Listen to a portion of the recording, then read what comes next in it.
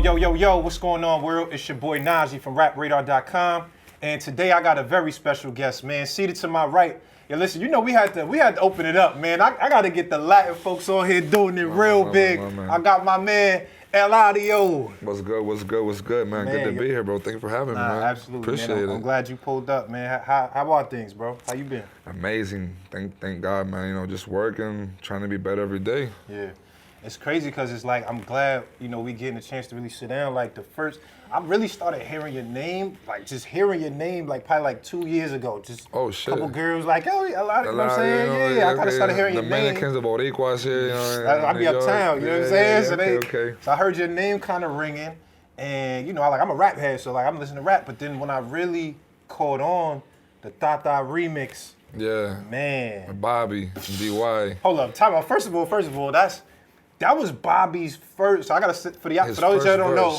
Bobby got out of jail. The first verse that we hear is on your record. On a Spanish record, that's crazy. How the fuck did you pull that off, bro? You know, bro, I manifested the shit out of that, because like literally, when I met Bobby, it was funny. So, bro, check your DMs. Like literally, like I had DM'd him like while he was in jail. And when I did the Tata song with Balvin, because that was on my album Monarca. It's an album that's only trap, and like Latin artists really never do that, because all they do is reggaeton, you know. Right. It's an all trap album, and I didn't do any remixes to that album. And I told Balvin, bro, and Bobby was still in jail for that time. I said, bro, the only way I would do a remix of my album Monarca is Tata remix, and it has to be with Bobby and DY. I didn't even know if I was gonna be out or anything. So I said, it gotta be Bobby. If not, I'm gonna leave it like how it is. And then like 2 weeks later, you know, everyone started posting, oh, Bobby's coming out maybe like a month or two. It's like, shit. I hit Balvin, bro. Right. You know anyone from Bobby's team or anything? Oh, you hit J Balvin? Yeah. I'll make it happen. I forgot about it. Maybe a month passed. I was getting a cut in DR, and Balvin hit me up FaceTime, and it was with Bobby. It's like, oh, that shit, bro, all that shit. We going hard. That's so hard as fuck, bro. We going out. Bobby go crazy. Hey, Bobby go crazy, bro. Yeah. I have never met anyone so as energetic as Bobby, bro. Right. Like, I remember the day he pulled up to the video, the Tata video, everyone was tired, you know. We were all day recording, filming, and when he came in, bro, even the director and the producers, like, he lifted everybody's spirit. Like, he hyped everybody up. It was like, yo, what's up? He's amazing, bro. Which is crazy, because he just got out of jail, right? So you don't even know the vibe. You don't know what type of time he gonna be on. He did the verse. Like, we met up with him in New York in his apartment here. I went with Balvin. We went there. He laid that down, bro. Like, easy, quick. Like, even if he never left. And man. Then the thing was that it was us. It was me, Bobby, and Balvin. Yankee wasn't on it yet. Okay. So I was like, okay, let's just, you know, do it. Me, Bobby. It's amazing. That's a win. How you get Yankee too? And then Yankee, bro, the day that we're doing the Tata video with Bobby, Yankee calls, Pina calls us, his management, Rafi Pina. It's like, yo, bro, send me the Tata beat. Yankee's gonna jump on it. And I was like, bro, we're doing the video today, the remix. Come through. And I was like, never mind, fuck it, do it. And I called my label, said, bro, you know we're doing 2 videos, right? Because we gotta do Bobby here in New York and we gotta do DY in Puerto Rico. I said, forget it, let's do it. So we did the New York part with Bobby here in New York, and we did the DY part in Puerto Rico, and we just mixed the videos. I didn't even know, because he was in the little hammock just laid up. Yeah, that was in Puerto Rico. I was in Puerto Rico. That's fire, man. I love that. Nah, but it was amazing, man. That's what's up. Yo, so because when I'm listening to, like, obviously I don't speak Spanish, but like, you know, I'm paying attention to what's going on, because the Latin shit is just so big, right? Yeah. Like, and when you talk about Latin trap, like the new sound, the new wave, like trap is taking over the city, the globe. How you feel? I feel like people. Somebody told me you like the father of the Latin trap shit. You know, like, okay, I'm gonna be real with you. Like, before I started doing my thing, there was a trap movement that started, you know, with Anuel, with Brian Myers, with, you know, with all of them, with Ozuna. And that was probably the first trap movement that really started in Puerto Rico and Latin America. Yeah. But I was a writer for that time. I wasn't singing. That probably lasted for like 2 years, and then, you know, reggaeton came back and everyone started doing reggaeton again. But that's where I jumped in, because when everyone started doing reggaeton, like, I kept on doing trap. So I literally, you know, carved my own path. Yeah. Like, I have my own sound. Like, I don't sound like anyone. You're never gonna hear anyone in the Latin American industry or Spanish speaking industry that raps like me. Yeah. Like I have a very different flow. My background's different. You know, I grew up listening to different music than like the majority of the people that do Latin trap and rap. So at the end of the day, I'm a hip hop head. I'm a rap head. Right. So like I'm very crucial about my punchlines. You know, my deliveries, like all of that. So like at the end of the day, that's what what makes me different from everyone else. So how you feel like just with the sound and the way people embrace Latin trap, like, cause it feel like it's a new genre, it's a new thing. Like, is it like everybody? Is everybody fucking with it? Is it like we like reggaeton better? Like, how did you gauge it? Like, you know what? Reggaeton is something that's always gonna be, it's like pop music. It's always gonna be there. Right. It's always gonna be, that's like, it's always gonna like, there's always gonna be there. Your Justin Biebers, your Osunas, your Bad Bunnies, like they're gonna, take shit to the next level. For sure. But there's also, space for trap too. Like, I think now is the time that like a lot of people are really like getting together and really doing trap again. Like it'd be really nice to see a #1 hit and build Latin Billboard, like for it to be trap, not to be reggaeton. Like I fuck, like, bro, I love reggaeton. Like I grew up on that shit. Like I don't do it as much because I'm not like, I don't feel like I'm a reggaeton artist because I'm a rapper. Yeah. But it's there. Man, you said something interesting, man. You said that you started off writing. Yeah. How do you get into that? Like, what is that? Is that like you just meet people and you already kind of knew you was dope and you was like, yo, I got some shit? Like, how does that even happen? The crazy thing about music is being at the right place at the right time. And also like being nosy, and I was a very nosy person. But I would be sleeping in couches everywhere. I didn't give a fuck. Like I would pop up, yo, I got this idea, want to hear it? Right. Like to anyone. I don't care if you were like, I wasn't scared like to show people what I had because I knew it was different. Yeah.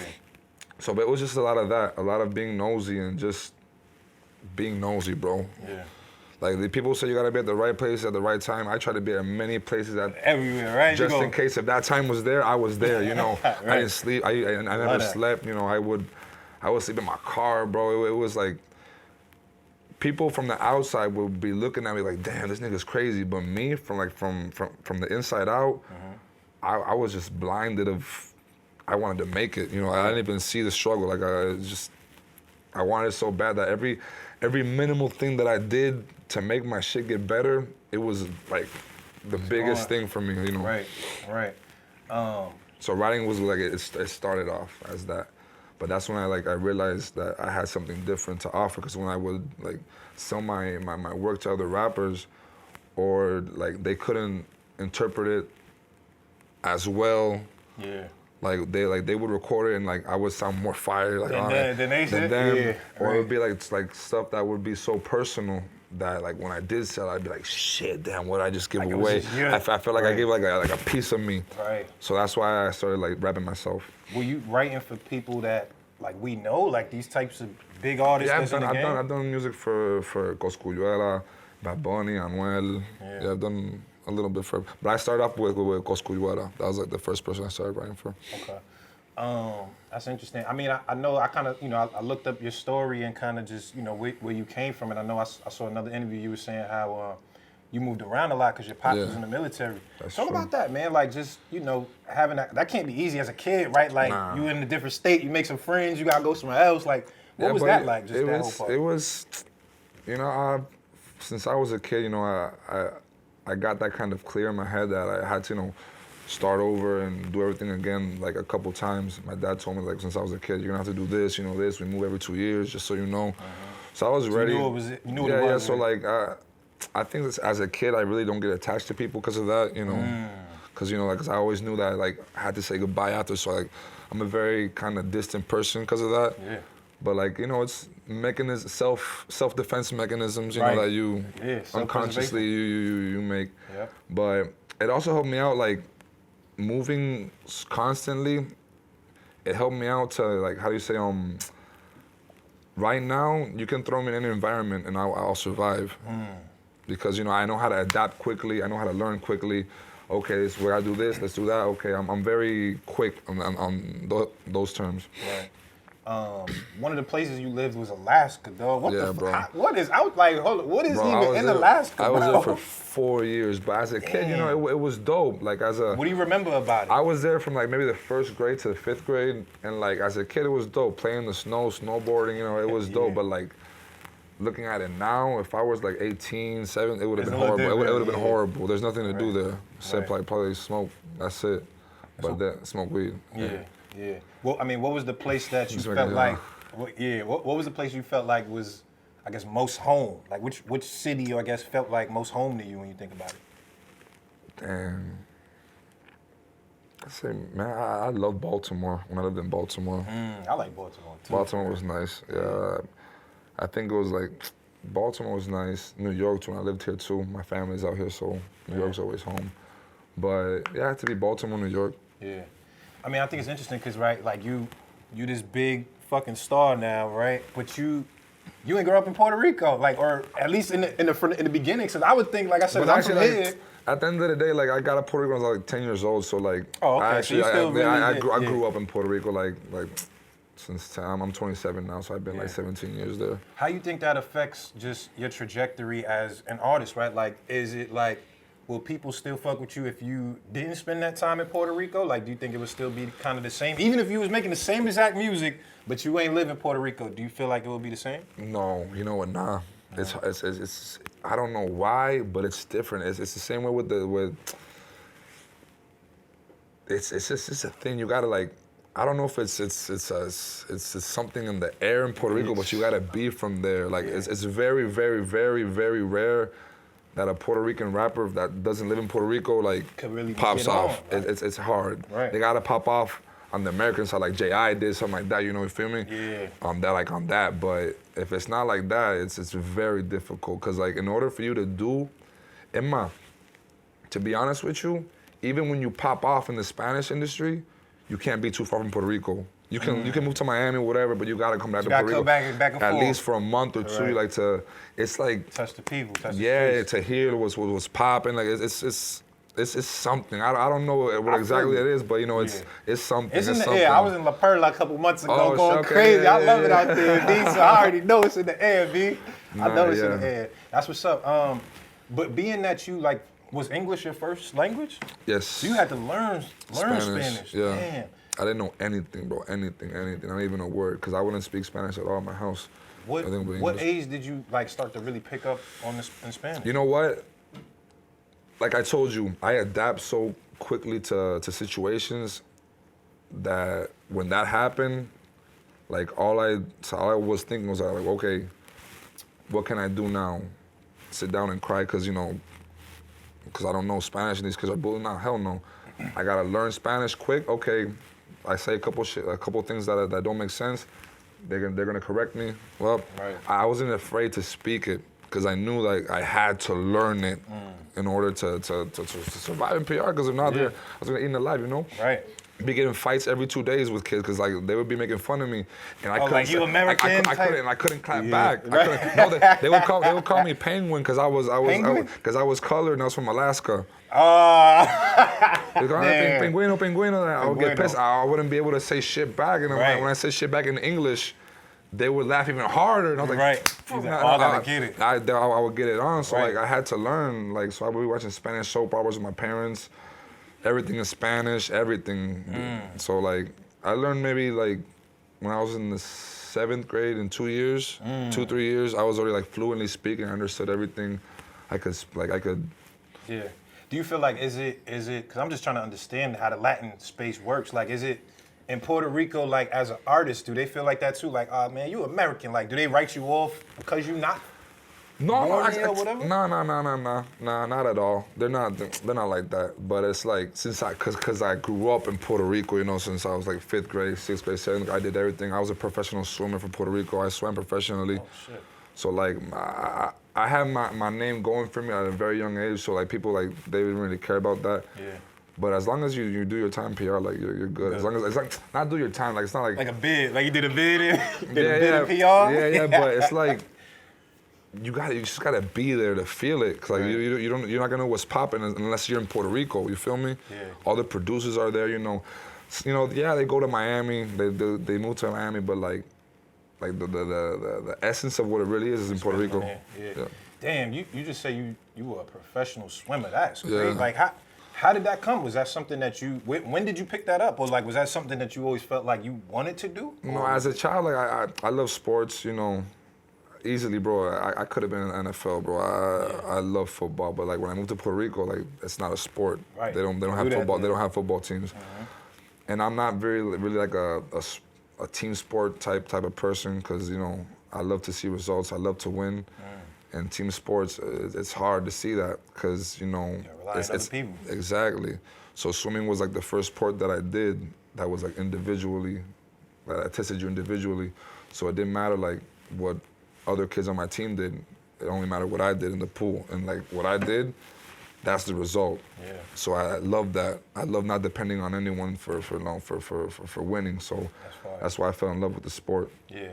And then it showed me a lot of things. You know, like I think swimming is one of the sports that you have to be most disciplined in, out of all the sports. Yeah. Because you have to wake up every day at 4 a.m, go to sleep early, have to study. Like it's a hard, man. I swim a couple of laps and I'd be dead, no, it's bro. It's hard. So like at the end of the day, it helped out. You know.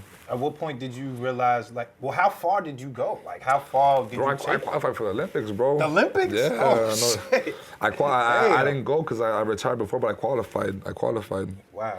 Yeah, I got a couple records that in Puerto Rico that haven't broken yet. That's what's up, man. What made you, like, what was the point where you felt like, all right, I'm good off this. I ain't really want to. Nah, because like when I turned probably 18, 19, you know, when I started, you know, to be more independent, you don't get money off of swimming, bro. Like that's not like basketball. That's Michael Phelps. You get Michael, because you get sponsored, you get Gatorade, but you have to be a Michael Phelps only just to live off of swimming. So like that was one of the main reasons, money. Yeah, not for sure. I had like 3 jobs, bro. You know, you cannot swim and have 3 jobs. It's impossible.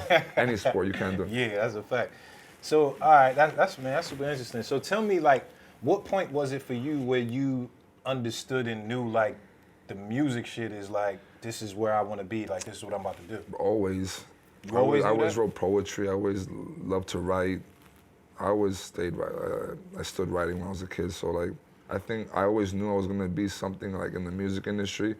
I didn't know it was a, you know, music director, producer, engineer, or music producer, anything, but I think, you know, everything happened so organically. So like it felt like it meant to happen. Yeah. I know at a certain point I saw that you were like you were a social media star before the music shit, bro. I did stand-up comedy. I'd done videos. I'd done everything, bro. Everything. I enjoy stand-up a lot. Yeah. I enjoy stand-up a lot. Dude, that gotta be hard as fuck, it's the hardest right? thing. Like just going up in front of the people, like, make me laugh. It's the hardest thing in the world. That's why if you go to one of my shows, bro, my shows are uncomparable. They're crazy. They're crazy. Yeah. But it's just because of that. Not because of the music. My music is hype and everything, but like what stand-up comedy showed me, like how to deal with people, that's very important. Because you go to shows sometimes and you see people like, and in between the songs, like it's awkward. It's awkward. You feel me? Right. But like in comedy, bro, like you don't have time to like to be like that. You have to like, because in music, let's say I'm in a show, I forgot a word. I got my backup singer, I got my other backup singer, I got my DJ, I got anyone. I can just jump for 4 bars and people won't even, and not say shit, and people won't even notice. Right. Because they'll be singing. Because the music behind they'll be singing it. You feel me? But in stand-up, bro, like half a second that you don't say anything, no, bro, your whole bit is out the window. Damn. So like that control over the public, that came from stand-up. That's one of the hardest things to do in the world. I swear, bro. I bet. Bro, on stand-up stage, bro, 5 minutes feel like an hour. Yeah. Were you doing stand-up in English or Spanish? Spanish. In Puerto Rico? In Puerto Rico. Damn, that's crazy, in Spanish, bro, yeah. That's what's up. Man, that is kind of crazy, just like, you know, understanding that and how that translates into what you're doing. Do you feel like the social media part, because hearing, like, U.S. rap, like, is like, now it's a little different. Like, we seen the transition and the change of, like, before it was like growing up to be a successful rapper, you had to be a rapper, right? Yeah, like yeah, what that yeah. means, right? Like if you look at like Cardi B, who's very, obviously, right, very super successful, but she didn't start off like a rapper, and that was, at that time, it was just like, oh, she love hip hop, Exactly. because people ain't Same fuck thing, with that. Same thing Was happened. it like that for you? Did Same you feel thing like happened. that? Same thing happened. But the thing is that it's not even like me thinking too much of myself, but like my music was so fire that like my shit was so fire that people had like they couldn't even say shit anymore. Right. Like the comments of negativity, there would always be like 100 of people like saying, "Nah, you're crazy, boy, you're crazy." You feel me? Like I really didn't even care because I know who I am at the end of the day. I know what I do. I know what I'm capable of. Like no one can tell me anything.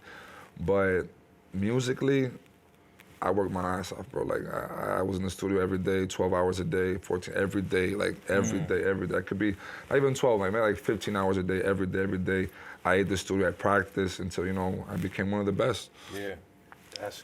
And I stayed in my lane. Like I never, You ain't get discouraged with that shit, like just Nah, bro. Because at the end of the day, I knew that I was fire. Like I knew what I had was different. Yeah.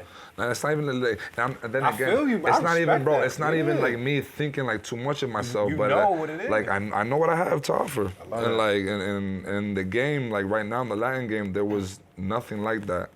Now you see a couple people, doing with a little thing, and I respect that. I respect it because that's when that you're doing your shit well. Like I will never be mad at anyone for copying one of my flows or like one of my lines. Like never, bro. Like cause I would hit that person, like, bro. Like I heard that shit. It was fire, bro. Come on, like, cause it's very satisfying. Man, nah, that's super dope. I love that. If it seems like just kind of me, doing the homework and looking at the history, the time or the moment where it was like, all right, this is real. And you could tell me when it was real to you, but to me, outside looking in, the Kemba Walker. Oh yeah, it was. That's when it felt like, all right, this shit is like. Yeah, I went crazy. Yeah. Was at that point? Was it already real to you, or did the Kemba Walker, was that a turning point where you was like, all right, my shit shifting? For me, like it's never really real, because I always look for so much more. Like right now, I'm never satisfied. So like, for me, like I've never been like popping.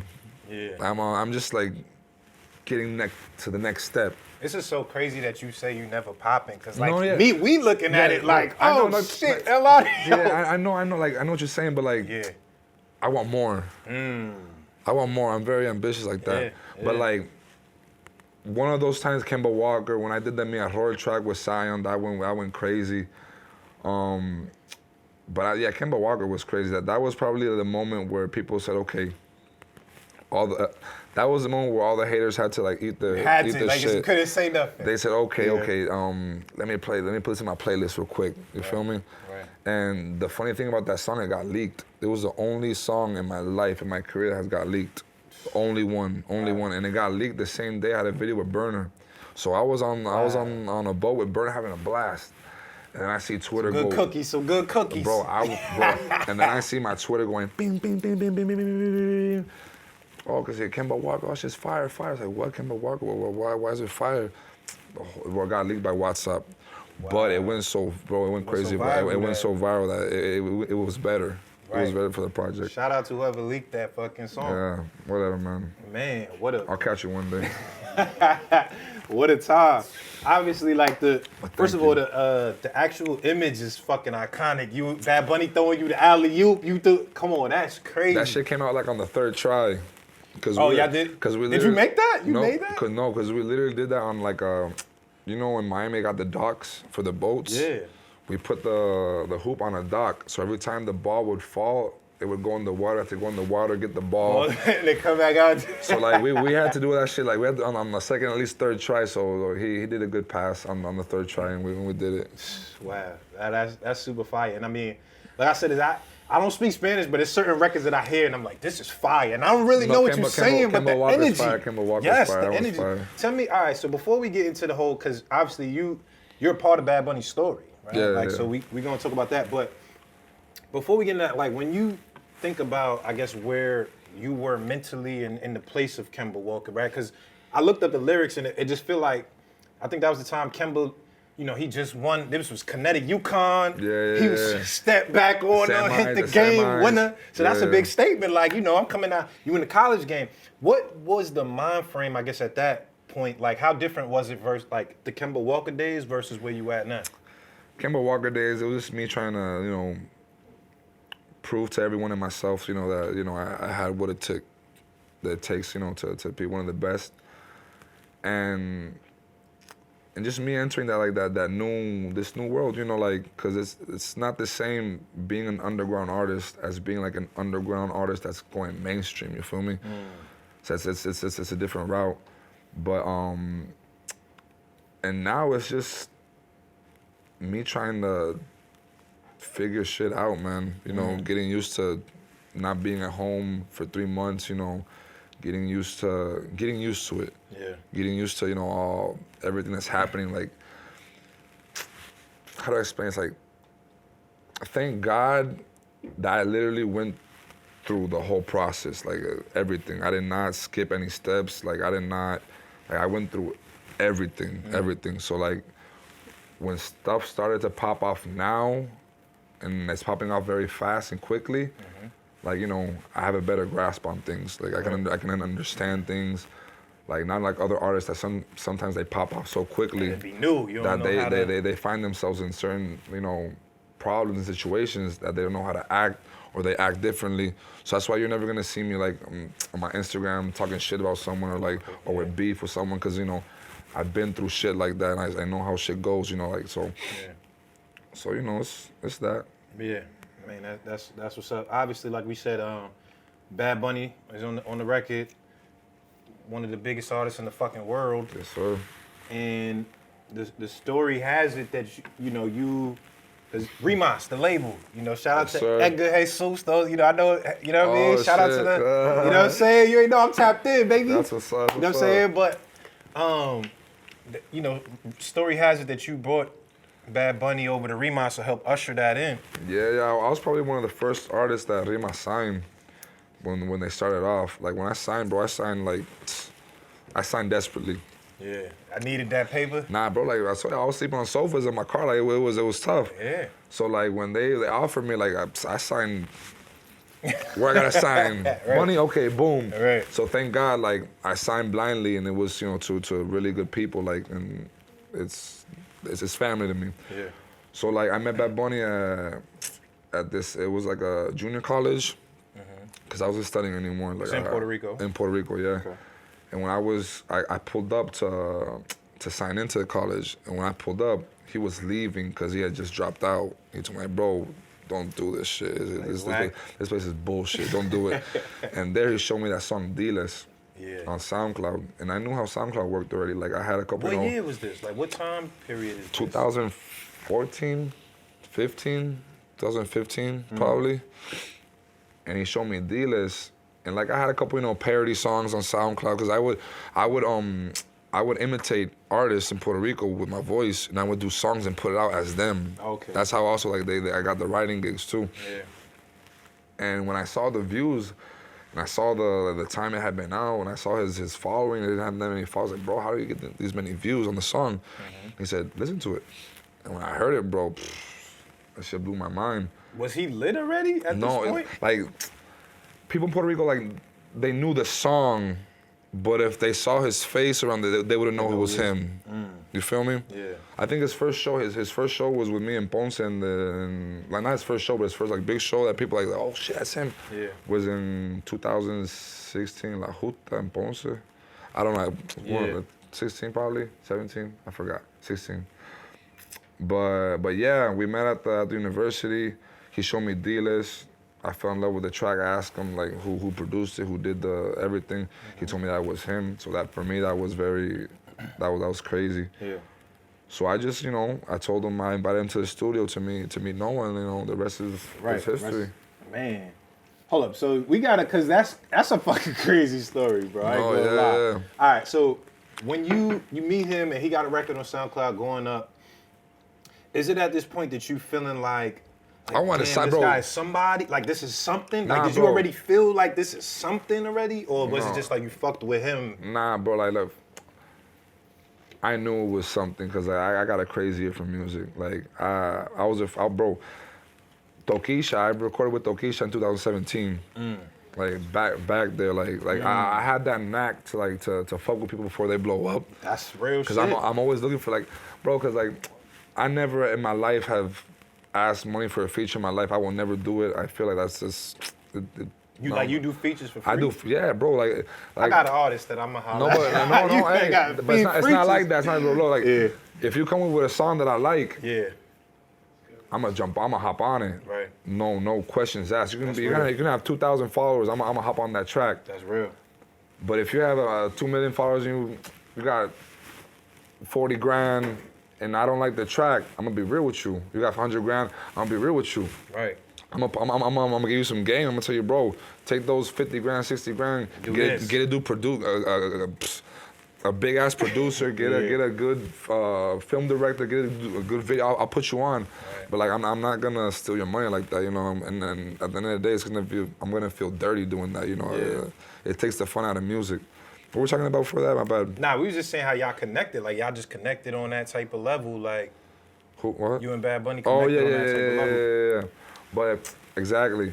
But I just wanted to put him on. Like I felt like he had the potential to be something great, and I knew Noah had the tools to do it. So you know. Did you know at that time? But he was gonna do crazy shit anyways. Either way, it was going. Bro, he produced his own shit. Like I feel you. Like you know, cause like on the track, cause I saw it on the trap side, cause I didn't even hear reggaetons by that time. Right. But like on the trap side, I was like, nah, this kid is, you know, he's above the other guys. All right, so at this point, was he already, because like right now, as I see Bad Bunny, right, like he's like an eclectic artist, right? Like he be doing the nails, he's doing stuff, like he's doing stuff that no one else is doing, like, right? Like at that time, was it on that level? Like was he on that? No. That was before that. Yeah, I think once he got like a bigger voice, then, you know, Then he started doing things that he likes, you know. Yeah.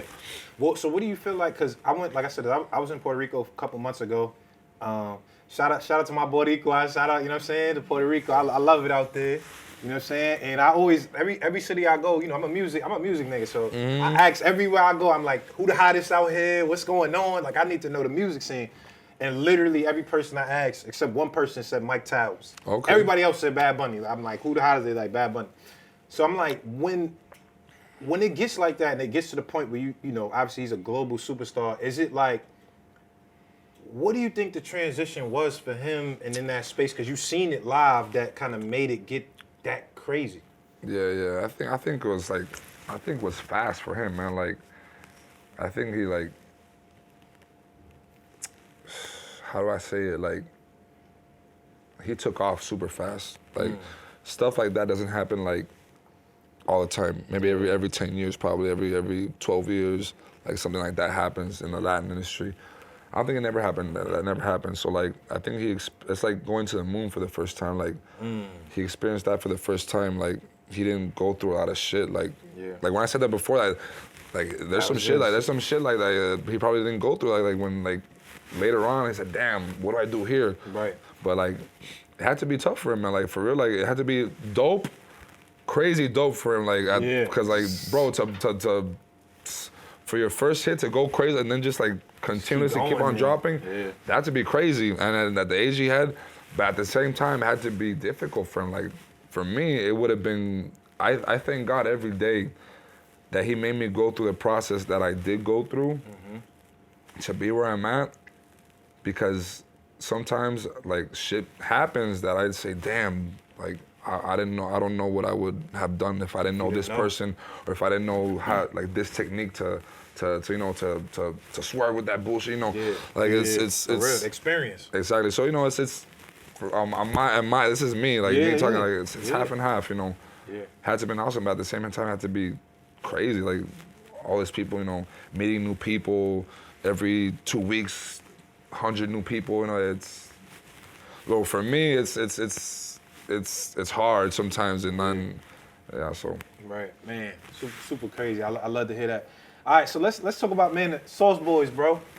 Sauce Boyz, talk about, show that motherfucking, Listen, Sauce Boys. My baby. Number, That's all my baby. right, part 2 just came out. Part 2 just recently came out. Yes, sir. It's going crazy. I listened to the whole album. I had to look up the lyrics. I was putting it in English, Google English. You know what I'm saying? Had to put my shit so I could see what you talking about going on. Where did the idea and just the formula, how did you formulate just, the Sauce Boys projects? Like, where did that come from? Sauce Boys started off when I was a writer, and I used to produce with my boy Audio Beats. And when they used to tag us, it would be Audio and Eladio, Sauce Boys. And that was our thing, like, we would be a Sauce Boys. When we did shit together, it was a Sauce Boys. Yeah. And then he started doing his thing, I did my thing, it's my homie. Yeah. But like, I kept it. I kept on, moving the name Sauce Boys. Everything I did, I would say Sauce Boys, Sauce Boys, Sauce Boys, Sauce Gang, Sauce Boys, until it became a thing. It's a movement now, bro. You know how many people have this shit tattooed on them, bro? Like, tatted on bro, Sauce hundreds Boys? and hundreds and hundreds of people. Like, it's a real movement. Yeah. Like, people really fuck with the movement, and I make sure like I don't let them down with the music. Right.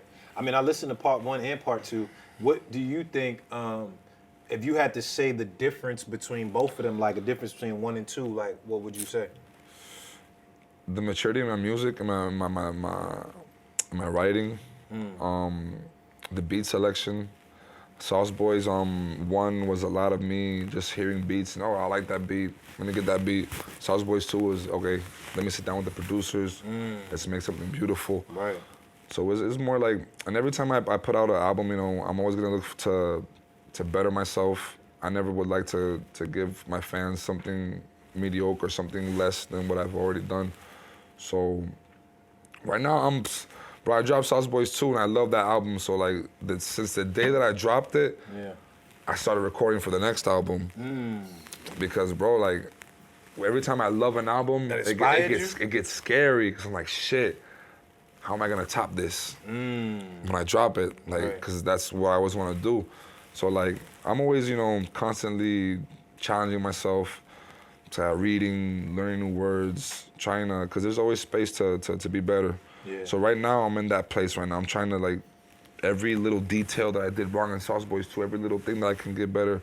So we're trying to get better in all those things. How much does, like, because like I said, outside, like you said, you got ambitions to do more, but outside looking in, we just looking at you like, oh, this guy's going crazy. Yeah, sometimes you gotta sit back, enjoy things. I understand that. Yeah. I don't do a lot, but I gotta sit He there like more. me. I'm like, we gotta get more. We gotta get this money. Nah. I feel you, bro. Listen. So hold up. When you trying to say like, all right, I'm creating a new project. I did Sauce Boys 2. Do you care about like where the numbers go and like how I chart and shit, like the music industry part of it? Nah, bro. I never like this year was the year that I really understood, how the platforms work, how it's good to have placements and the playlists and stuff. Because for me before, I would say no, because they would be put my shit out. Nah, because they would say no, we have to wait 3 months for to send out to the people. DJs and this. And I'm like, nah, let's do it today. Come on, let's do it. Right. I would post my shit. I'd be like, 13 likes and I'll post a song. Like I really wouldn't care. Like I just want people to hear my shit because I make a lot of music. I make so much. I'm in the studio every day. And I hate to have music just sitting there. So that's the same reason why last year I did 3 projects, because like I hate to have music sitting there. Right. So that's probably the reason why. Yeah. Obviously, like I said, I listened to the project, watched all the videos. Note deseo el mal. Yeah, that one's going crazy. Bro. That one's going crazy. Come on, man. That one's going crazy. Man, first of all, like outside the numbers, because like I said, I looked it up in English. You spitting bars on there though, like y'all both. You and Karol G, y'all came together, did some crazy shit. I feel like Bad Bunny had a little joint on there. He was on it. Little joint on there. Yeah. Tell me about that. Like just kind of you and Karol coming together to make this banger. What was that like? Like that song. The funny thing about that song, bro. That song.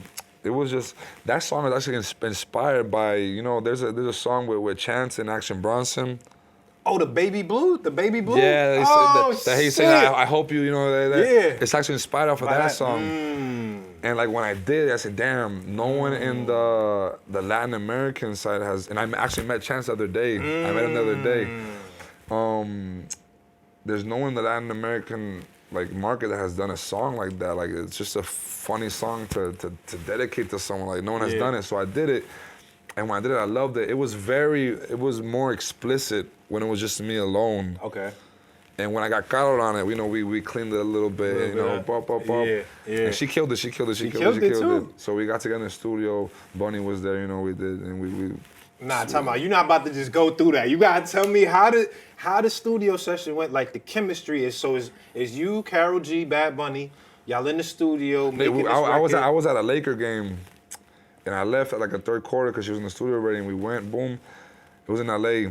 Oh, hold on. And Time out. When you leave in the third quarter, you balling there. I ain't even gonna lie. When you don't finish the game, bro, you it was L crazy. It was crazy because I'm gonna tell you, it was the Lakers with the Hornets. Hornets. Ooh. Look up the game, bro. That shit went to overtime, and when I left, Lakers were losing by like 18. I was like, okay, whatever. I'll go to the studio.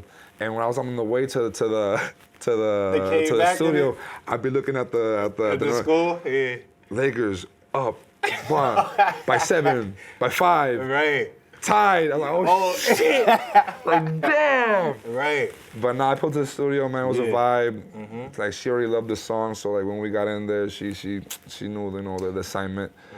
Bunny pulled up later, and What's the chemistry like? Like when you doing a record with artists this big? Because like I said, I got a lot of we fans. There's a lot of fans, a lot of aspiring artists that watch this show.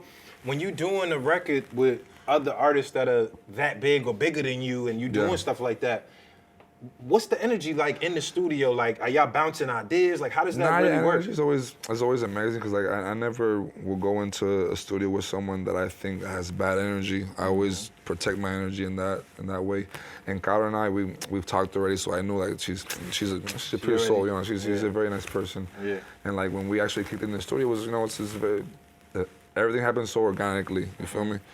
So it's always a vibe, you know. And I respect the creative process so much. I like doing it. I love it. Like I love being in the studio, and they see that I love doing it. So it's always, you know, I can be in the studio with anyone. Right. And like the bigger the person is, the better. Cause I'm there like a sponge. Like I want to learn everything. Yeah. So if the bigger the person is, the better for me. I will not feel ashamed to let that person know that I respect her or him so much. I want to learn. Let's say, what can you teach me? I was in the studio with Residente the other day, Calle 13.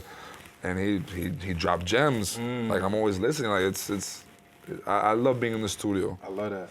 What was Bad Bunny saying in the studio to y'all? Like while he's watching y'all create this record, is he telling y'all like, "Yo, do this, do that," or is he more like laid back watching type? He was shit? laid back, but you know, he's a music. At the end of the day, he's a musician. You know, like, and he helped in some parts. He said, "No, this sounds better. This sounds better. No, you should do this. You should do this." You know, just, you know, brainstorming. Did you know? All right, when the record dropped, was this one of them joints you knew like, man, this one's out of here. This is up. Oh yeah. That joint got 20, 30 million, multi-million streams. Blah blah blah. Without the video, that's crazy. But yeah, of course that song, like when she got on it, that's when, because I knew the song was gonna be dope. Because, you know, it's a song that like people haven't heard in the Latin industry yet. You know, it's a different type of movie. Yeah. But when she got on it, like it gave the song a whole different, you know, whole different meaning. It went crazy. Like I said, I looked up the lyrics. There's one line. It felt like, I ain't gonna lie, she was throwing subs at Anuel, or she threw subs at Anuel on there. No, listen, that's impossible. You know why that's impossible? She threw a little marriage. She said marriage. She said, hope your car don't. But you know the funny thing is that's impossible, because the funny thing is people don't know that song was already written. I'd already presented that song to Apple, Spotify, everything. And it's funny because I would never show the song, because it was a funny song. Yeah. Like I would show like 5 songs, some reggaeton, some hard trap shit, and that's it. And the label manager would always say, "Bro, show them the other one." Right. And they would love it, bro. They would end up laughing, wow. Right. But like at the last time, the last instant, they told me, "Yo, Karol wants to be in your album." So I sent her a couple ideas. I didn't send her that one. Right. But when she heard it, she loves. Oh, let me get I like it, bro. But like the lyrics were already, like, they're already written already. Oh, okay. Because I know the people, when I read it and I seen the comments, everybody feeling like it's subs and all this type of shit. When you do that, like, is it weird for you? Because like Like, it seemed like you cool with everybody, you know what I'm saying? That's and I the don't know, thing. like, you cool with them? Well, I saw y'all dropped the Yeah, video bro. recently. You cool with Karol. Obviously, they had their whole shit going on That's the publicly. thing, bro. I How do you always- deal with that? Like, just both fucking with both sides of it. Cause bro, like I really genuinely am cool with everyone, and when you are cool with everyone, you don't have to stop your shit just because oh what are they gonna think. If you know that there's no like evil in your heart when you do it, then you can do it. Like I don't have a problem with any of them. Like with either of them, I respect both of them. You know. Yeah. So I love that. So that's why it's just whatever. Yeah. It's whatever. music, bro. I love music. People feel like I'm not in this for like, oh, how many followers I get. Oh, I want to be the best. Like, I want to be the best at what I do. Like I love doing what I do. So it's. Do you ever have to worry about the politics of it? Cause like, and I know like on the music side, you know bro, how that's why you politics. That's why you always, bro. I'm always on my lane, bro. I'm never like I fuck with producers. Yeah. If you see my WhatsApp, it's full of producers. I only talk to producers. I'm not. I fuck with artists, so don't get me wrong. I'm not like an anti-social. You know, like fuck everyone. But yeah, I know the drama that sometimes shit brings, you know. So like, I'd rather be in my lane and stuff. But it's all love at the end of the day, you know. Good vibes. Yeah, no, good vibes. Good vibes. Good vibes. You answered that Good very karma, well. you Sir. You answered that very well. You know No, what I of mean? course, man. Nah. Just kind of moving forward. Talk to me about J Balvin, man, because y'all got this type of chemistry. I feel like when he's I a hear beast, y'all on bro. the record, like, Man, Balvin's a what's beast, that bro. like? You know, y'all chemistry when y'all get together and push shit together. Like, what is that like? Bro, Balvin is probably one of the guys that really pushes like the Latino culture and like worldwide, because he's the only one that's really doing music with everyone. He's in Fashion Week. He's there. He's really like he's working his ass off like for the common good, for the common better. You know, everybody. You know, and that's what we need like today. You know, leaders that aren't selfish. He's not a selfish guy. Like he understands that the cake is for everyone. Like. And that's a good thing, man. He's a really good guy. I love that. J Balvin, you gonna have to come on here. We looking for you, Balvin. Balvin. He's all the time. He's all the time. He's here in New York all the time. Yeah, I love that. Just kind of moving forward, man. Like, what does leveling up look like to you, right? Because like I said, to me, like, you know, we looking at everything you're doing, and it feels it's everywhere. I feel it. I see it. I'm watching it. What does leveling up like? How do you continue to move forward from this place where you're at? Just making better music, man. Like for me, at the end of the day, as long as I get better at making my music, it's just practice. Like what AI says, it's practice, bro. It's practice. Practice. It's practice. Yeah. Like whatever you do in life, you can be whatever you do. Like not even in music. If you're a teacher for anything, like it's practice. If you practice the most, you're gonna be the best. Right. Because talent can only get you to only so far. You feel me? So that's just practice. I'm gonna keep practicing until I get better. I feel that, man. I love that. Lastly, man, like I said, there's a lot of aspiring artists that watch this show. Latin, I'm sure. You know, we got a pretty big fan base. If you could give advice to, you know, some of the upcoming artists that are like, man, I'm just trying to get on. They was in that position where you at, like, man, I'm sleeping on couches. I'm trying to get my shit is hot. I'm just trying to get on. What kind of advice would you give to the folks watching this? Work your ass off, man. Know your worth. And like, don't be afraid to give it your all, man. Just leave it all there, like, and don't feel discouraged. Like, if you feel like, you gotta be true with yourself too. When I started rapping, I gave myself